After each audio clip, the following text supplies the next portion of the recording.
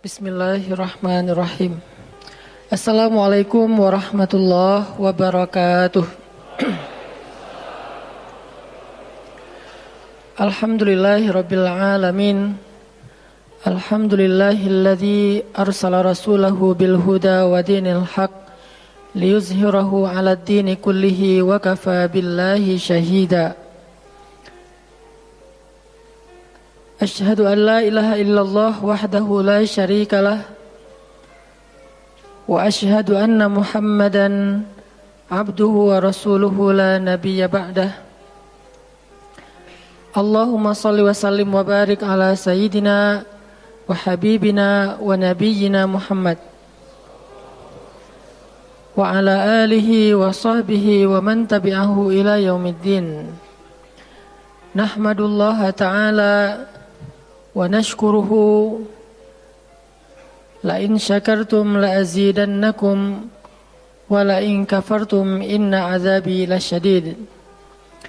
Qala Allah ta'ala fil Qur'anil Karim, a'udzu billahi minasy syaithanir rajim. Bismillahirrahmanirrahim. Wal 'asr innal insana lafi khusr illa alladhina amanu wa 'amilus shalihat wa tawasaw bil haqq wa tawasaw bis sabr. Wa qala ta'ala alam nashrah laka sadrak wa wada'na 'anka wizrak alladhi anqadha dhahrak wa rafa'na laka dhikrak fa inna ma'al 'usri yusra inna ma'al 'usri yusra fa idza faraghta fansab wa ila rabbika farghab. Shadaqallahul azim. Teman-teman semuanya, anak muda Kota Bandung, jamaah tetap sharing time atau sharing night Rabu malam yang dirahmati Allah Subhanahu wa taala. Semua orang di dalam kehidupan dunia itu pernah atau bahkan sering merasakan lelah. Karena dunia ini adalah tempat orang bermujahadah. Semuanya diraih dengan mujahadah. Gak ada yang didapatkan di dunia ini dengan cara yang mudah. Karena tabiat dari dunia itu adalah tempat bersusah payah. Fitrahnya dunia adalah tempat orang bercocok tanam, bukan memetik hasil.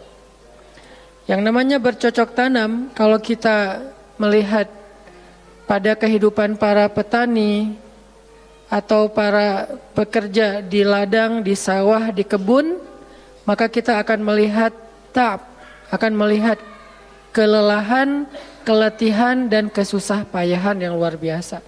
Itulah tabiat dunia. Berbeda dengan tabiat di surga. Di surga itu semuanya akan didapatkan dengan cara yang mudah.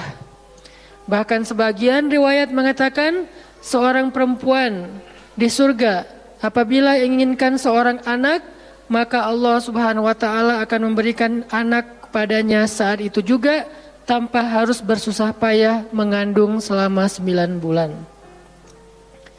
Saat ini pengen punya anak dengan spesifikasi tertentu, maka saat ini juga dia akan diberikan anak bayi tanpa harus mengandung 9 bulan lamanya. Tanpa harus susah-susah menyusui. Allah akan datangkan untuk dia bayi yang dia sukai, kemudian Allah datangkan orang-orang yang akan, pelayan-pelayan yang akan merawat dan membesarkan bayi itu untuk dia. Karena di sana dia adalah seorang ratu yang tidak perlu lagi bersusah payah. Di surga itu ketika seseorang menginginkan makanan, maka Allah Subhanahu wa taala mendatangkan untuknya makanan dengan cara yang sangat mudah. Bahkan ketika dia menginginkan buah-buahan, maka pohon itu akan menunduk untuknya sehingga dia bisa memetik buahnya tanpa harus bangun dari tempat duduknya jika dia menginginkan itu. Tetapi kalau dia menginginkan sesuatu yang lebih, misalnya dia ingin berjalan-jalan di kebun-kebun di antara banyak kebun surga, lalu dia ingin merasakan memetik pohon sendiri sambil membawa keranjang-keranjang yang indah, maka Allah juga akan memperkenankan keinginannya. Kaifa yasha, sebagaimana yang dia inginkan. Berbeda dengan dunia. Di dunia, apapun yang kita inginkan itu harus melalui mujahadah, melalui ikhtiar. Bahkan ketika kita ingin menjadi orang yang sekedar tidur-tiduran pun, Allah Subhanahu wa taala mentakdirkan tidur pun lelah. Tidur aja capek. Duduk capek. Ada orang yang duduknya capek akhirnya dia berdiri. Ya. Ada orang yang capek berdiri akhirnya pengen duduk. Kapan duduknya capek pengen berdiri? Salah satu yang sering saya alamin itu kalau lagi naik pesawat. Apalagi pesawat penerbangan 9 jam, 10 jam itu pasti capek banget duduknya tuh. Sehingga kita menginginkan seandainya ada uang kita pengen duduk di kelas bisnis. Tapi karena nggak mampu membeli tiket yang 3 kali lipat lebih mahal di kelas bisnis, ya nggak apa-apa lah di kelas yang biasa ekonomi. Tapi ketika lelah 4 jam, 5 jam pesawat berjalan itu udah luar biasa lelahnya, akhirnya berdiri mondar-mandir di antara lorong pesawat. Artinya duduk aja capek. Nggak ngapa-ngapain, suruh duduk doang. Nggak seperti orang dulu yang berangkat haji atau umroh naik kapal, lewat darat, pas sampai di laut naik kapal dengan ontanya, dengan kudanya. Orang dulu mencari ilmu itu dengan mujahadah yang luar biasa. Dengan naik onta berminggu-minggu, ini naik pesawat cuma 9 jam, capek. Yang nggak ada guncangan, biasanya guncangannya cuma pas di awal sama pas mau landing doang. Di atas udah jarang ada guncangan karena dengan ketinggian tertentu dan pesawatnya besar. Tapi itu juga capek. Naik kereta coba, dari Jawa ke Bandung misalnya. Sebutlah dari Semarang, dari Malang, dari Surabaya naik kereta. 10 jam, itu aja capek. Nggak usah jauh-jauh, Bandung Jakarta aja 3,5 jam, itu pun capek. Atau kita naik mobil, nggak perlu nyetir, pakai online, duduk aja di belakang atau di sebelahnya si driver, perjalanan 1/2 jam dari tempat kerja kita ke rumah atau dari rumah ke tempat kerja, ke kampus, ke sekolah gitu, itu aja capek. Artinya dunia itu emang kayak gitu tabiatnya teman-teman. Tabiat dari dunia itu adalah lelah. Sehingga kalau ada orang yang menghindari capek dengan tidak ngapa-ngapain, itu hal yang agak klise dan naif. Bagaimana dia bisa menghindari lelah? Bagaimana dia bisa menghindari ta'ab? Bagaimana dia bisa menghindari bosan? Bagaimana dia bisa menghindari dalam keadaan susah payah? Sedangkan dia masih berada di sebuah tempat, bumi, dunia yang tabiatnya memang tempat bersusah payah dan lelah. Satu-satunya cara menghindari lelah yang tidak perlu lagi bersusah payah itu hanyalah masuk surga. Tetapi kan itu tidak terjadi sekarang, kita harus meninggal dulu dan kita belum mau. Ada yang mau meninggal masuk surga sekarang? Kalau dijamin sih insya Allah ya, masalahnya gak ada jaminan. Kalau para sahabat enak, mereka dapat jaminan.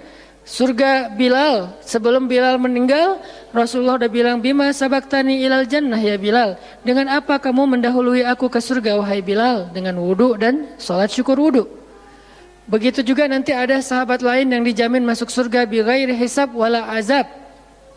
Salah satunya adalah Ukasyah. Kalau kita tidak ada jaminan apapun di akhirat kecuali berikhtiar dan bermujahadah untuk bisa mendapatkan kebaikan sebanyak mungkin di sisi Allah.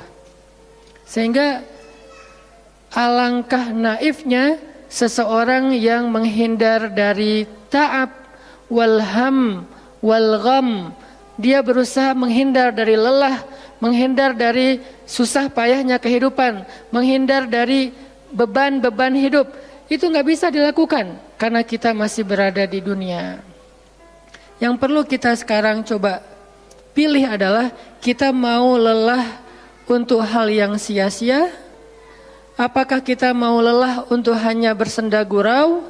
Apakah kita mau lelah hanya untuk hal yang tidak ngapa-ngapain? Atau justru lelah kita itu untuk sesuatu yang mudah-mudahan beribadah kepada Allah? Makanya disebut dengan lelahnya menjadi lillah. Karena dua-duanya lelah. Ada orang yang pergi ke masjid lelah, capek pergi ke masjid. Tapi ada juga orang yang berbuat dosa, itu juga lelah.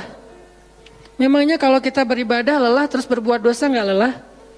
Banyak orang yang berbuat dosa lelah dan kita pernah merasakan kehidupan seperti itu.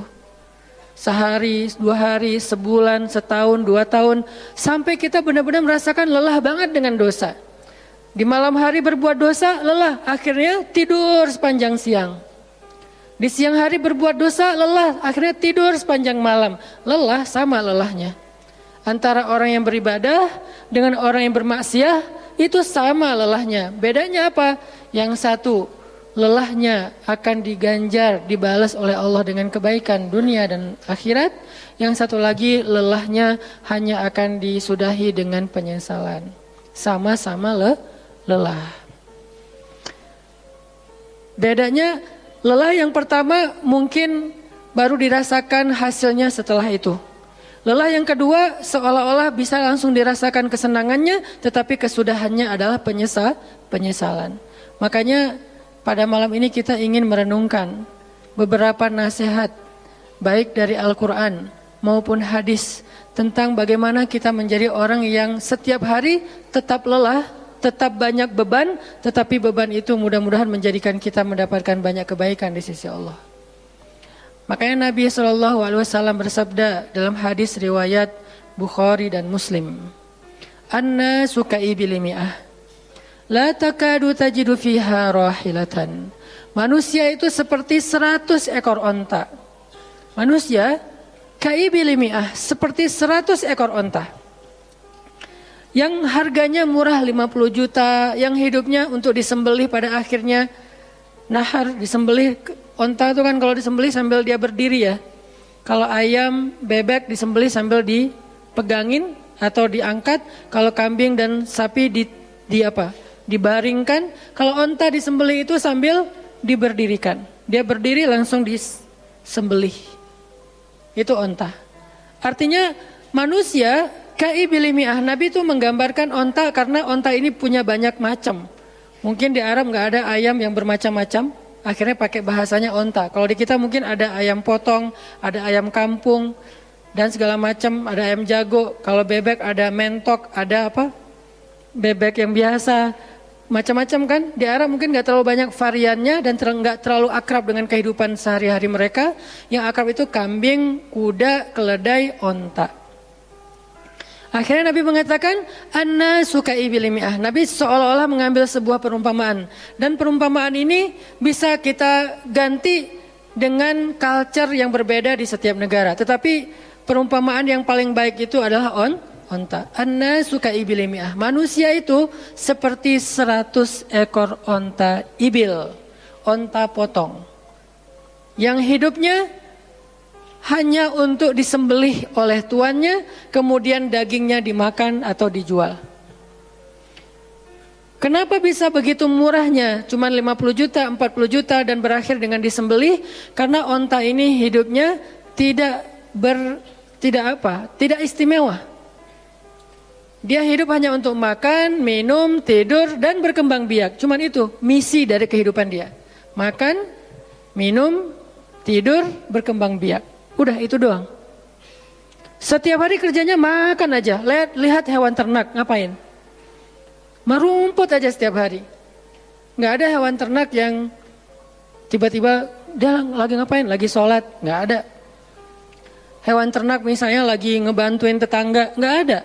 Hewan ternak lagi menjenguk yang sakit? Nggak ada. Hewan ternak yang lagi menyelesaikan hajat saudaranya? Hewan ternak yang lagi dengerin curhat? Nggak ada. Kenapa? Karena tugas misi kehidupan mereka itu cuma diciptakan untuk makan, minum, tidur, berkembang biak, udah. Ini namanya kalau di antara onta namanya ibil. Yang hidupnya itu sesederhana itu. Nggak ada yang rumit, nggak ada yang terlalu berlebihan.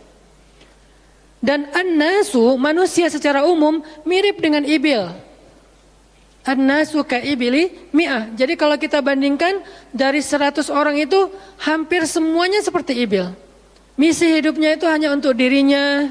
Gimana caranya biar bisa makan, gimana caranya biar bisa istirahat dengan nyenyak tidur, gimana caranya biar punya keluarga berkembang biak, punya keturunan, dan kemudian dengan keluarganya dia punya family time. Kapan liburan, makan di rumah, jalan segala macam. Cuman itu misi dari kehidupannya. Sehingga Nabi menyebut mereka yang misi kehidupannya hanya dirinya dan keluarganya. Ka'ibili mi'ah, seperti 100 ekor onta. kurang istimewa. Orang yang hidupnya hanya untuk dirinya dan keluarganya itu kurang istimewa. Sehingga disebut dengan ibilimiah, 100 ekor onta.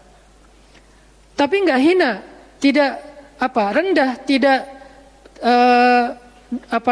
mungkin melenceng, sesat segala macam, enggak. Dia tetap tidak haram, tidak najis.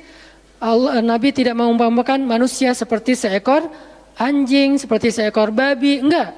Karena itu najis, haram dan seterusnya. Onta, makhluk yang hewan yang baik, cuman tidak istimewa. Di sini tidak ada judgement. Nabi itu orangnya enggak suka menjudge. Nabi enggak mengatakan manusia ini semuanya misalnya dengan kalimat celaan, keledai, enggak. Manusia ini misalnya hewan yang najis, enggak. Nabi mengatakan an-nasu kaibilimiah, manusia itu seperti 100 ekor onta. La takadu tajidu fiha rahilatan. Hampir-hampir di dalam 100 ekor onta itu kamu enggak mendapati satu pun onta yang dikenal dengan nama rahilatan, rahilah.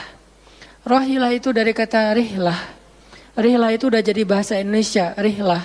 Kemudian di Inggris-Inggriskan jadi traveling, trip, segala macam. Rahilah, dari kata rihlah. Apa itu rahilah?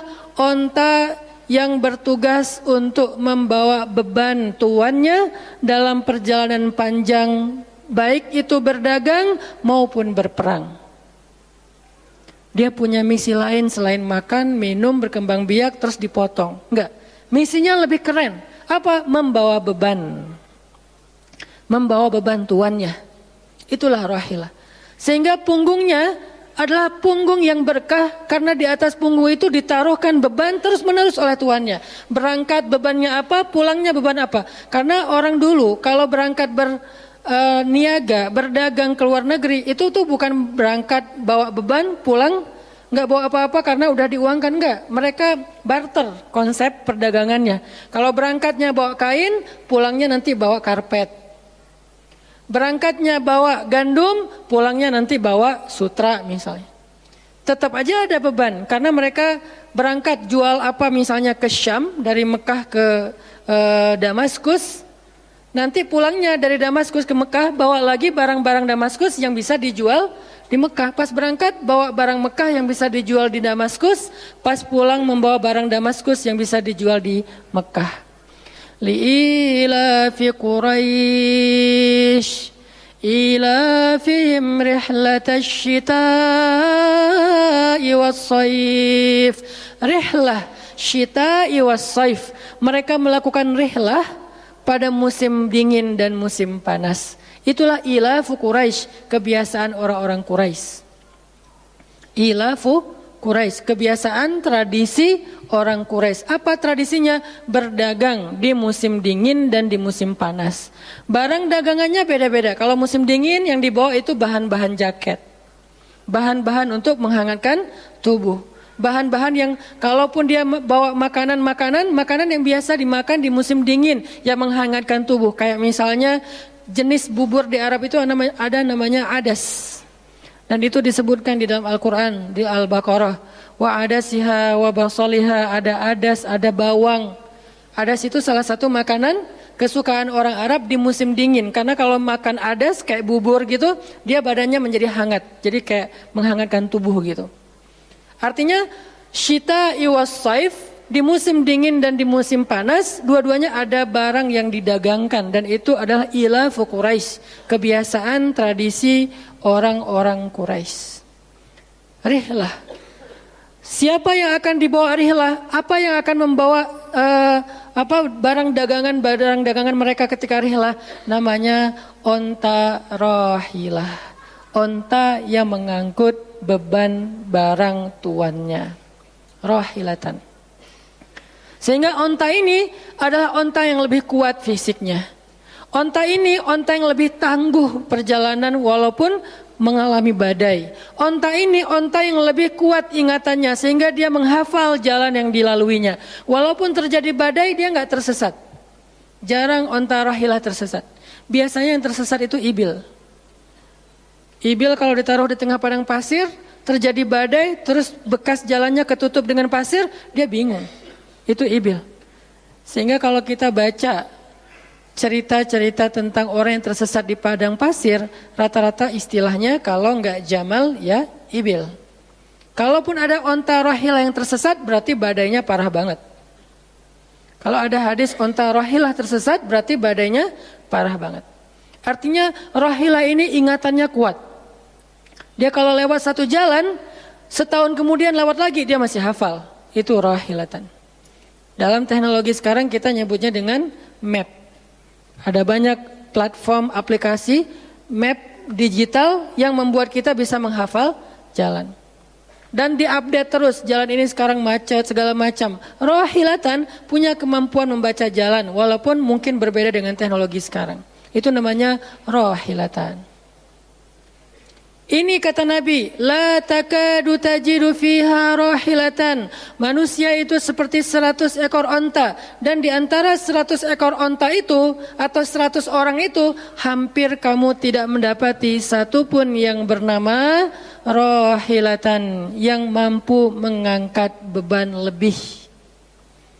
Sehingga di sini Nabi SAW seolah-olah mengajarkan kita, memotivasi kita agar belajar menjadi rohilah. Manusia itu baru istimewa kalau dia menjadi rohilah, kalau dia mengangkut banyak beban, kalau dia menjadi orang yang paling banyak bermanfaat untuk orang lain. Makanya muncullah hadis, khairun nas anfa'uhum linnas, inna ahabban nasi ilallah anfa'uhum linnas. Dua riwayat hadis yang berbeda. Sebaik-baik manusia, kalau dalam analogi yang pertama, sebaik-baik onta adalah rohilatan. Bukan ibil, bukan nakoh, bukan jamal. Sebaik-baik onta rohilatan. Kenapa kok rohilatan? Karena dia yang paling bermanfaat. Soalnya dia yang paling banyak mengangkut beban. Sehingga dengan analogi tentang onta rohilah, kita menerjemahkan hadis khairun nas, sebaik-baik manusia dengan istilah khair. Arti khair itu memberi lebih, arti khair itu bermanfaat. Khairun nas anfa'uhum linnas, sebaik-baik manusia yang paling bermanfaat untuk orang lain. Dalam riwayat yang lain, inna ahabban nasi ilallah, sesungguhnya orang yang paling dicintai Allah di antara manusia, anfa'uhum linnas, yang paling bermanfaat untuk orang lain. Itu yang paling dicintai Allah di antara manusia. Muncul lagi hadis yang mirip, inna ahabbal a'mali ilallah sururun tudkhiluhu ala qalbi muslim. Sesungguhnya perbuatan, amal soleh, aktivitas, pekerjaan yang paling disukai Allah di antara yang kita lakukan dalam kehidupan sehari-hari adalah membahagiakan hati orang lain. Ini semuanya hadis-hadis yang memiliki makna yang sama, yaitu menjadi pengangkut beban. Lelah Ustadz, lelah. Enggak ngangkut beban, lelah juga. Ngangkut beban, lelah juga. Cuman bedanya, orang yang lelah tanpa mengangkut beban, hidupnya penuh dengan keluh kesah, tidak ada yang menghargai, tidak dimuliakan, akhirnya dia ngeluh. Ada kan banyak orang yang ngeluh karena merasa dirinya nggak dihargai orang lain. Tetap aja ngeluh. Ada juga yang ngeluh karena terlalu banyak beban. Padahal dua-duanya sama-sama ngeluh, kenapa nggak memilih yang lebih baik? Memangnya kalau kita nggak ngangkut beban, kita nggak akan berkeluh kesah? Ngeluh. Ngeluhnya mungkin bukan capek, ngeluhnya nggak ada yang hargai. Dan itu udah sunnatullah, kalau kita pengen dihargai, pengen dimuliakan, kita harus menjadi orang yang paling rohilah, yang paling banyak ngangkut beban. Nggak bisa kita jadi ibil tapi pengen diperlakukan seperti rohilah, itu nggak bisa. Kita tuh ibil, hidupnya untuk diri sendiri, nggak bantu siapa-siapa, nggak peduli dengan siapa-siapa, harta kita nggak bermanfaat untuk orang lain, pikiran kita nggak bermanfaat untuk orang lain, lisan kita tidak bermanfaat untuk orang lain, wawasan kita tidak bermanfaat untuk orang lain. Apalagi tenaga kita nggak bermanfaat untuk orang lain, skill kita nggak bermanfaat untuk orang lain, semua tentang diri kita hampir tidak bermanfaat untuk orang lain. Lalu kita ingin dihargai seperti orang yang paling bermanfaat. Ini naif, klise, nggak ada seperti ini, bukan sunnatullahnya. Karena seseorang itu diberi balasan sesuai dengan mujahadah. Al jaza ala qadril masyaqqah, balasan tergantung susah payahnya dalam berikhtiar. Siapa yang mujahadahnya lebih, maka rewardnya lebih, jazanya lebih.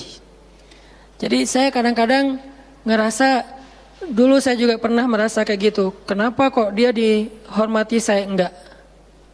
Kita enggak boleh cemburu tanpa alasan. Seolah-olah misalnya harusnya hormati semua orang dong, enggak bisa.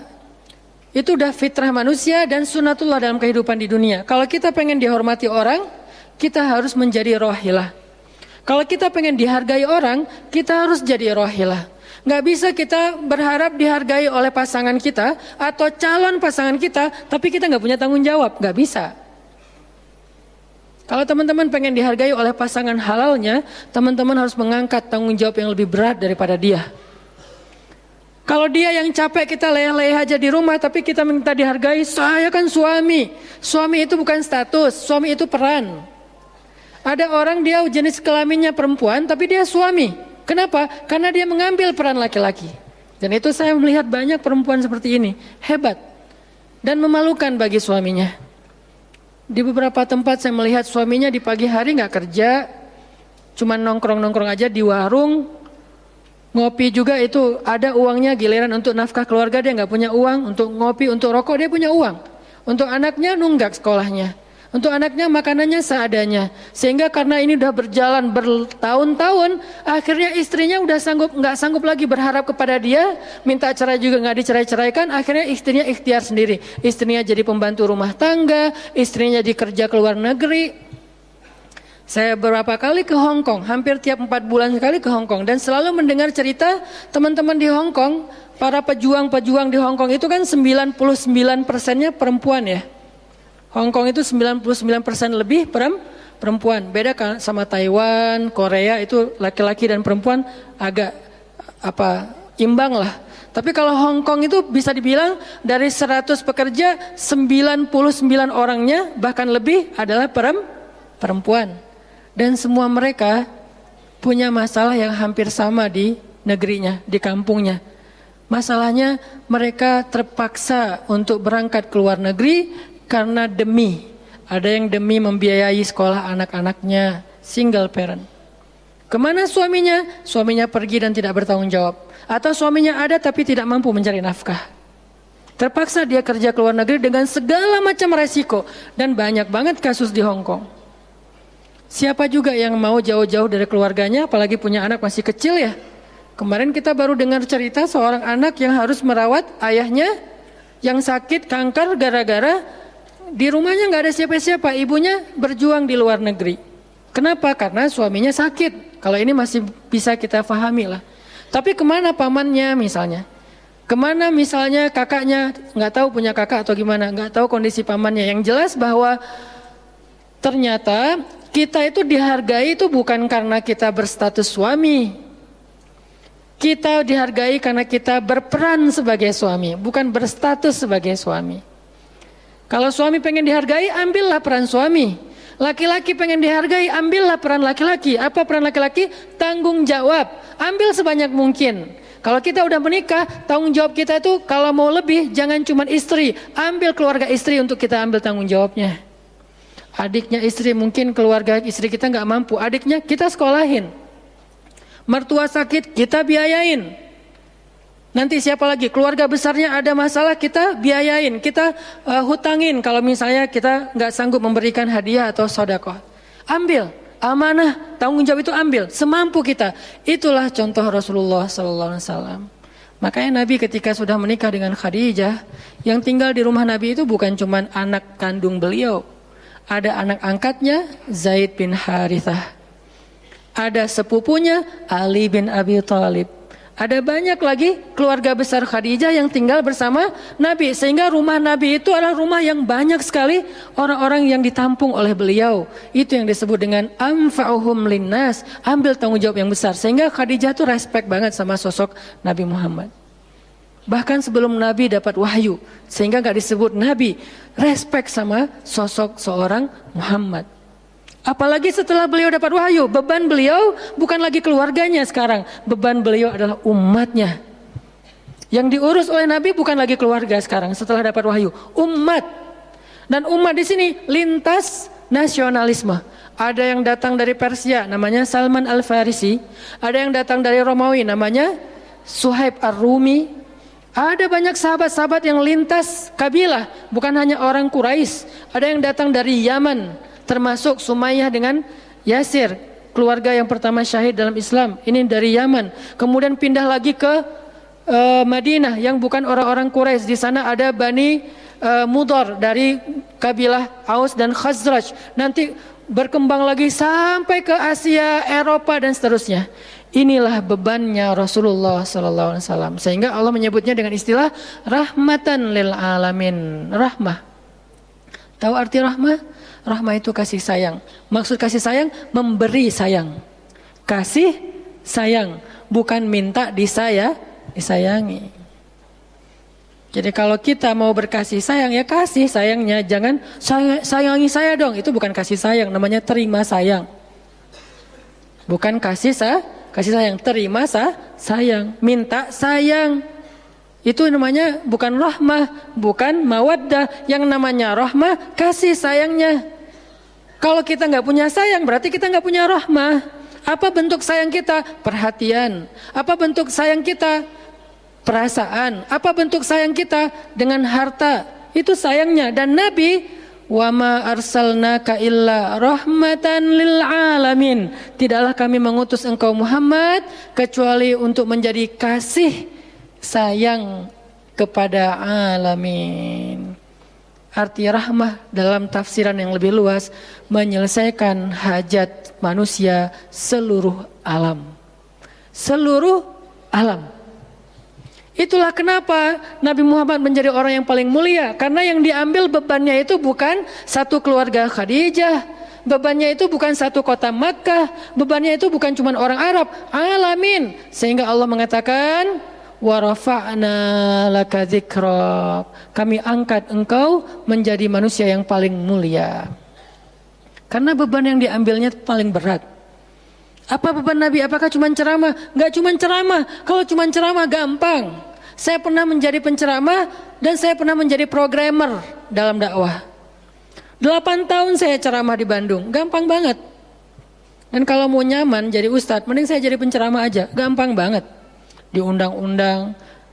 Ustadz mau dijemput? Ya jemput dong. Jemput. Ya. Ustadz kan dijemput. Jarang kita jalan sendiri. Seringnya dijemput. Dan karena dia pengen memuliakan kita, dia cari di tempat itu siapa yang punya mobil paling bagus untuk menjemput Ustadz. Kalau di kampung, cari siapa yang punya mobil baru yang tahun misalnya 2018 lah, kalau nggak ada 2019. Saya punya, ya udah pinjam ya untuk jemput Ustadz. Oh boleh saya senang jemput. Kalau perlu yang punya mobilnya sekaligus jadi supirnya jemput Ustadz. Enak jadi penceramah. Jemput, tunggu di depan rumah, nggak langsung ketok. Kenapa? Nggak enak mau ngetok, biar ustadznya santai aja. Ustadznya keluar dibukain pintu. Terserah mau duduk di depan, duduk di tengah. Kalau ustadznya duduk di tengah, nggak ada yang di sebelahnya, kosong. Mau goler-goler, mau jungkir balik, bebas. Ustadz. Saya pernah ngalamin masa kayak gitu. 8 tahun, mudah banget, diundang-undang. Semua wajah tersenyum. Nggak ada yang cemberut, namanya juga ustadz. Selamat datang Ustadz, alhamdulillah bisa ketemu sama Ustadz, silakan. Duduk dikasih makanan yang paling baik. Dihidangkan segala macam, minuman aja 5 jenis.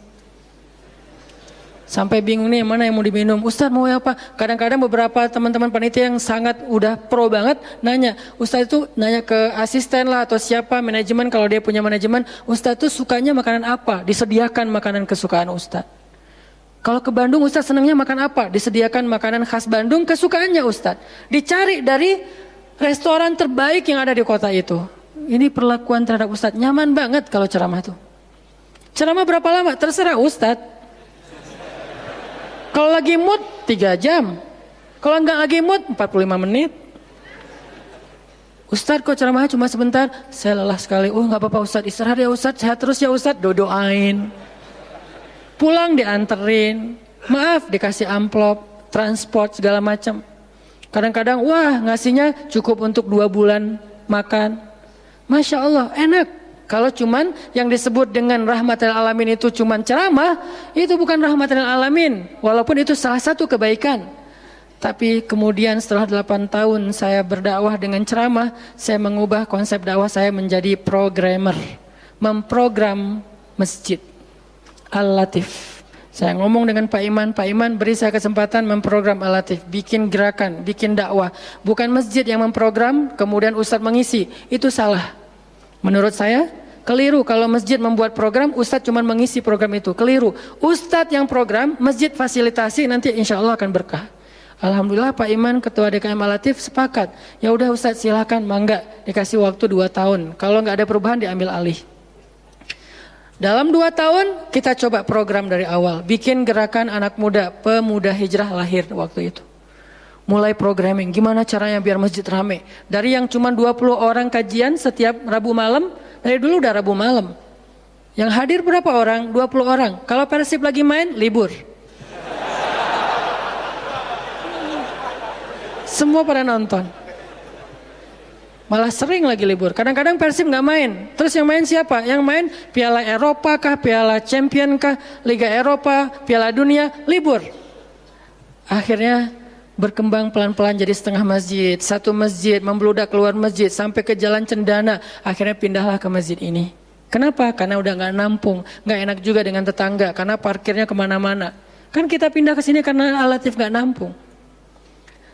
Nah, ketika dakwah berubah menjadi programmer, bebannya beda. Udah nggak kayak dulu, enggak, beda. Pergi taklim, pergi sendiri.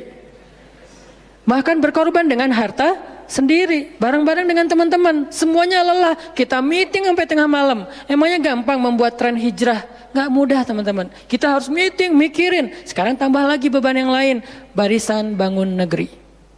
Para ustadz berkumpul, bikin gerakan bersama.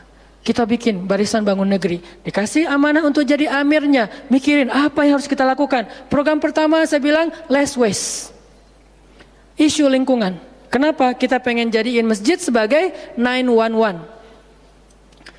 Tapi pelan-pelan, nggak bisa langsung. 911 ini nanti kalau ada masalah di masyarakat, tetangga masjid yang ditelepon masjid. Anak saya sakit, telepon masjid. Ada yang meninggal, telepon masjid. Ada yang pingsan, telepon masjid. Ada yang baru diputusin, telepon masjid.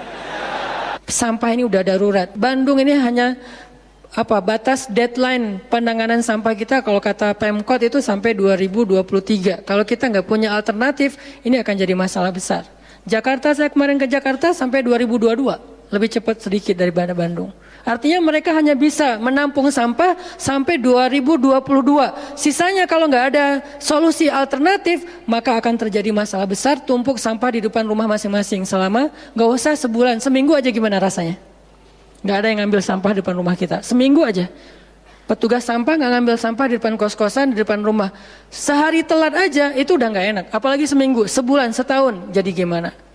2022, kota-kota besar rata-rata terancam dengan bom waktunya sampah. Kita angkat less waste supaya masjid menjadi salah satu media komunikasi antara Pemprov, Pemkot, pemerintah kepada publik. Kenapa? Soalnya trust publik kepada masjid itu bagus. RT RW bikin program pungut sampah edukasi dan campaign tentang sampah, yang datang sedikit. Kalau RT RW bikin program, hari Minggu yuk kita bikin gerakan pungut sampah, sedikit yang datang. Tapi masjid bikin taklim, yang datang ribuan, apalagi 2-3 tahun terakhir, alhamdulillah luar biasa. Sehingga masjid punya potensi untuk mengkomunikasikan masalah ini kepada publik. Saya ajaklah teman-teman, yuk kita bikin isu sampah dimulai dari masjid. Jalan 2, Bandung, Bintaro udah jalan. Next mau kita jalankan di Jogja, di Malang, dan di Pontianak. Seluruh masjid di Indonesia. Programming, mikir. Harus ketemu dengan beberapa orang. Dan habis waktu saya dalam beberapa tahun terakhir bukan untuk dakwah tablik. Makanya udah jarang ceramah. Teman-teman kalau ngelihat ceramah anak Taki di Bandung cuma sekali seminggu. Itu juga kalau nggak libur ya. Kajian Rabu malam. Ustaz Hanan selain Rabu malam ngapain sih? Ustaz kosong nggak? Kosong, saya bilang. Kenapa nggak mau ngisi jadwal? Kosong dari taklim tapi nggak kosong dari aktivitas. Sehari meeting bisa 5 kali. Dulu saya pernah yang kalau bahasa teman-teman tuh ngeprank jamaah, bukan ngeprank sebetulnya. Katanya Ustaz nggak datang, tiba-tiba datang kan? Itu tuh meeting 5 kali sehari, dari pagi, siang, sore, menjelang maghrib, baru beres isya. Meeting dengan siapa aja Ustadz? Banyak hal yang harus kita bereskan untuk bisa memunculkan satu program kecil. Akhirnya beres isya, saya bilang masih ada jamaah enggak? Sebagian udah pulang Ustadz, tapi yang lain masih pada nunggu, kasihan. Ya udah saya jalan aja ke sini naik motor, sampai di sini isya baru ngisi kajian. Artinya ternyata bebannya beda. Tapi rohilatan, itu yang disebut dengan dakwahnya Nabi. Saya baru mengambil sebagian kecil dari banyak varian dari dan instrumen dakwah Nabi, itu cuma sebagian kecil. Memprogram, baru masjid. Nabi itu alamin loh. Gimana mengubah kota Mekah yang dulunya kemusyrikan merajalela, perzinahan merajalela, kemudian anak perempuan dibunuh karena dianggap membawa sial, riba luar biasa, banyak yang dibunuh gara-gara gak mampu membayar hutang, dan perbudakan, dan banyak lagi masalah sosial. Bukan hanya masalah akidah dan ibadah. Akidah dan ibadah itu adalah inti masalahnya, kemudian merembet ke masalah sosial, biasanya kayak gitu. Kalau akidahnya melenceng, biasanya sosialnya rusak. Walaupun gak selalu kayak gitu juga sih. Karena ada di beberapa negara yang akidahnya mereka syirik, tapi sosialnya bagus. Walaupun ada problem sosial lain yang mungkin gak perlu dibahas di sini. Yang jelas awalnya berawal dari kemusyrikan. Kemudian berkembang menjadi masalah ekonomi, sosial, dan seterusnya.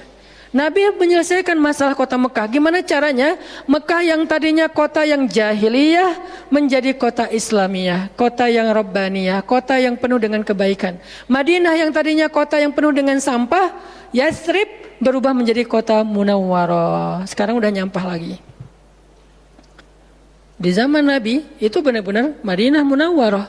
Sekarang mungkin nggak sebagus di zaman Nabi, cuman bangunannya doang yang megah, tapi secara lingkungan, secara sosial nggak sebaik zaman dulu lah.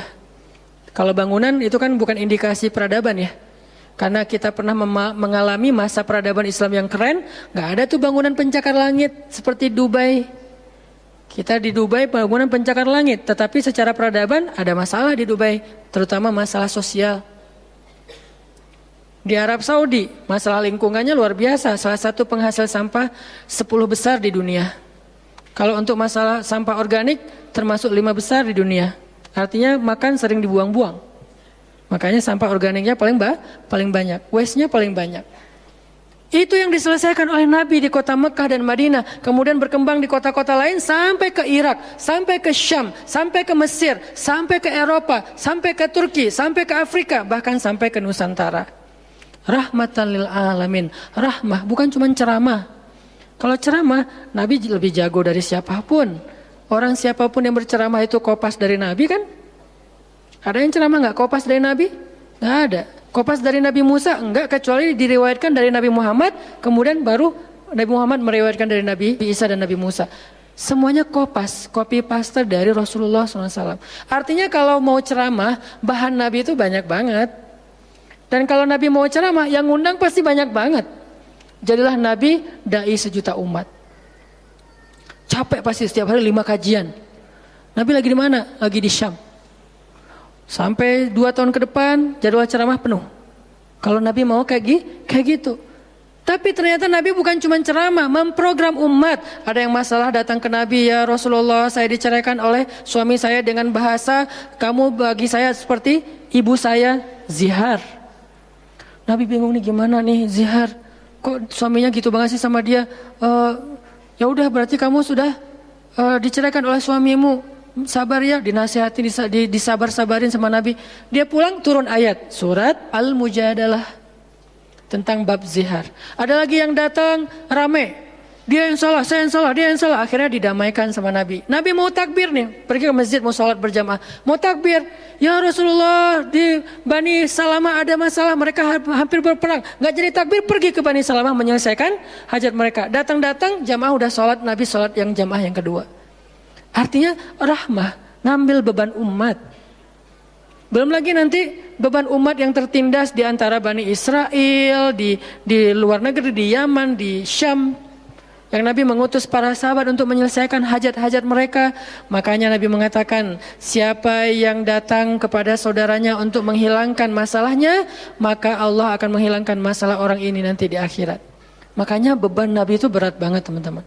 Kalau kita baca sirah Nabi, luar biasa. Nabi itu lelah banget. Sampai para sahabat meriwayatkan Nabi itu dulu sebelum dapat wahyu, beliau seger gitu. Setelah dapat wahyu tetap ganteng, tetap keren karena memang aslinya udah dari sononya keren ya. Cuman udah ada guratan lelahnya tuh terasa di wajah beliau. Lelah banget. Sampai Nabi itu pernah sampai Allah bilang gini, "Fala'allaka bakhi'un nafsaka 'ala atharihim."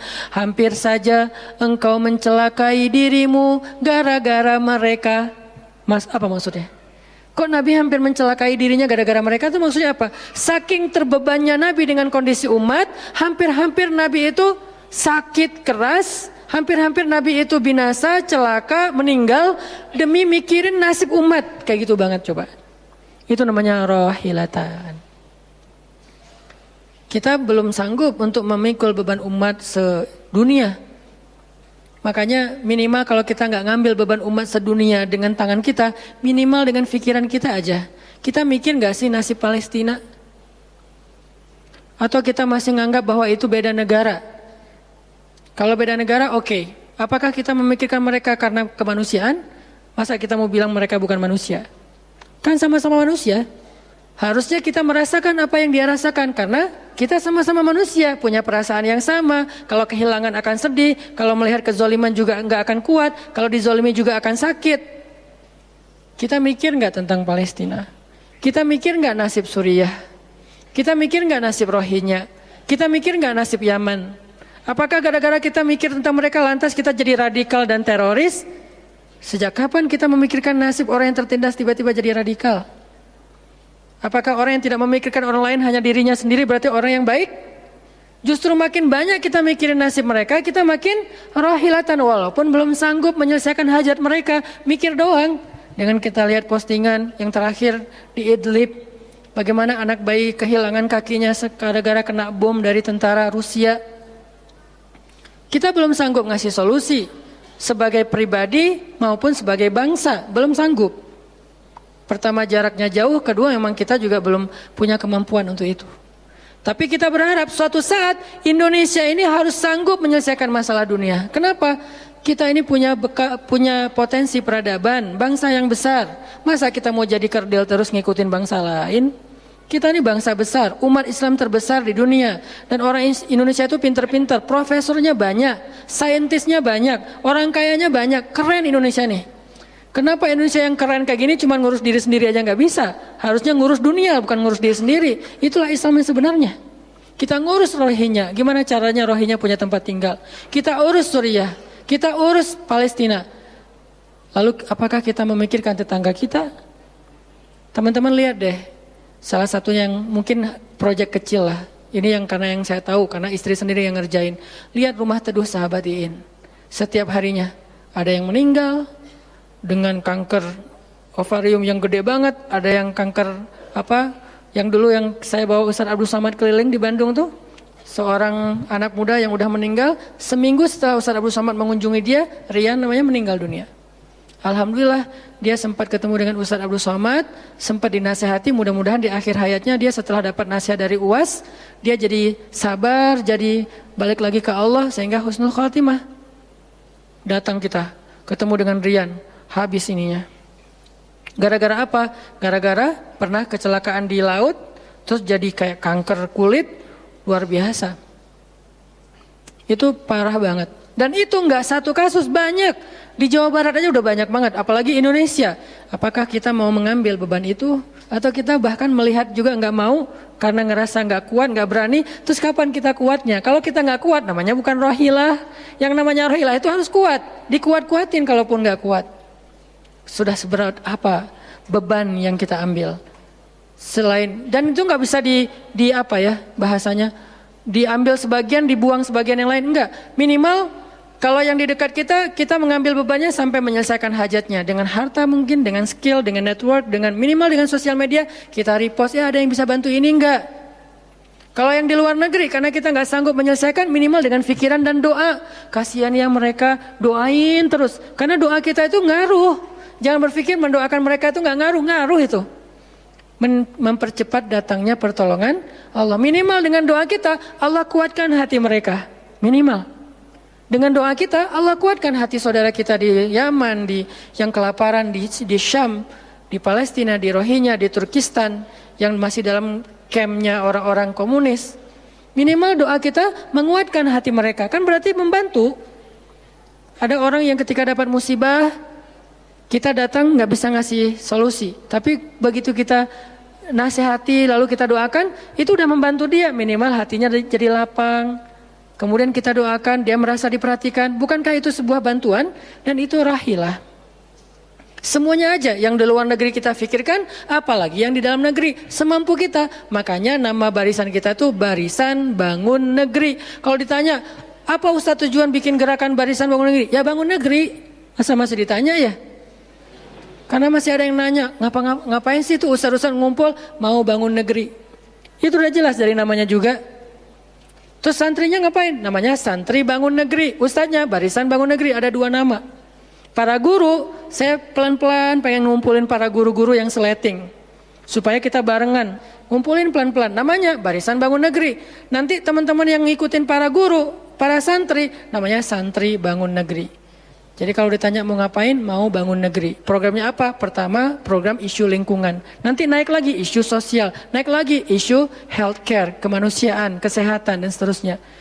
Kan itu tugas pemerintah. Kita nggak mau menyalahkan siapapun. Udah capek berdebat. Tugas kita sekarang, siapa yang pengen jadi rohilah. Itu yang dilakukan para guru kita sekarang, teman-teman. Di Barisan Bangun Negeri. Mikir. Kemarin saya 40 jam nggak tidur. Dari Bandung ke Jogja. Di Jogja ada acara, udah beres acara, kita ada meeting yang penting banget, yang bikin saya sesak sampai sekarang. Itu ada diskusi yang saya tidak bisa sampaikan ke publik. Itu diskusi dari jam 11 malam sampai jam 3:30 subuh. Kenapa diskusinya sampai malam, Ustaz? Karena besok kita semuanya udah pada bubar. Udah pada pulang masing-masing ke negerinya, sehingga gak sempat ketemu. Ketemunya kita cuman malam Selasa. Selasa subuh pesawatnya udah mulai ada yang pesawat jam 5, jam 6, jam 7. Jadi malam itu harus kita selesaikan meeting kita. Meeting lah kita sampai jam 3:30 subuh. Beres meeting langsung ke bandara. Saya dengan salah satu ustadz ke bandara berdua, naik flightnya pas bareng. Belum selesai tadi meetingnya, meeting lagi di pesawat. Dari Jogja ke Jakarta. Di Jakarta saya ketemu dengan beberapa teman-teman yang pengen mendukung program pesantren yang sedang kita dari setahun yang lalu ingin kita buat, tapi juga belum cukup untuk membebaskan lahan, karena kita butuh 15 M membebaskan lahan. Alhamdulillah udah terkumpul sekitar 2 M, masih jauh dari target. Baru membebaskan lahan, belum membangun. Akhirnya bahasa istri saya ngamen di Jakarta dari pagi, siang, sore, malam pulang. Di kereta juga diskusi lagi sama istri karena ada beberapa program yang harus kita bereskan. Sampai rumah jam 12 malam. Jadi 1 hari setengah. Hampir 2 kali 24 jam. Baru istirahat. Itu kalau programming. Beda dengan ceramah. Diundang ke Jogja. Ustadz ceramahnya di Jogja. Oke, jam berapa? Isya. Ya udah saya datangnya maghrib. Terbang jam 5. Sampai di sana maghrib. Ceramah. Beres ceramah saya tidur. Gampang kan? Beres ceramah jam 11 malam, balik ke hotel, dipesankan hotel sama panitia. Hotelnya mau yang gimana Ustadz? Terserah, yang dekat-dekat aja biar nggak capek di jalan. Oh ya Ustadz, dikasih hotel biasanya yang enak, yang deluxe. Masuk ke hotel, mandi air hangat, ya.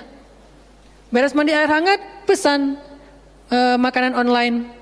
Karena tadi belum makan, misalnya kalau telat makan juga, pesan datang ke kamar. Kadang-kadang saya cuma pesan 1 jenis, mereka pesan 3 jenis. Saya belum makan, lapar, boleh nggak pesan sate? Oh boleh Ustaz. Datang sate, datang mie godok, datang apa, banyak. Semuanya ditaruh di depan kamar. Ustaz, ini udah ada makanannya. Masya Allah makanannya banyak gini. Kalau cuma ceramah, habis makan jam 12, tidur. Bangun sholat subuh, beres subuh, olahraga. Ya, karena di hotel, treadmill. Beres treadmill, berenang. Beres berenang, breakfast. Beres breakfast, terbang ke Bandung. Kan enak ya?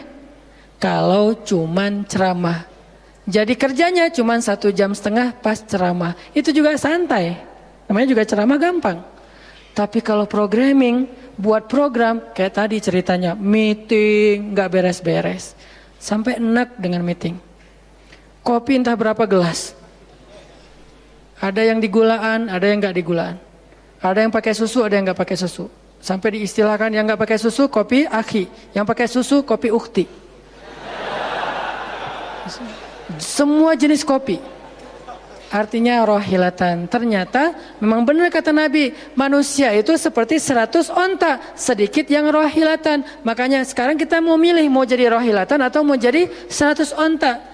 Dimulai dari hal yang kecil. Saya ngajak teman-teman, yuk kita jadi rohilah, kita angkat beban negeri kita, beban bangsa kita. Saya pengen banget masjid itu jadi kayak rumah teduh.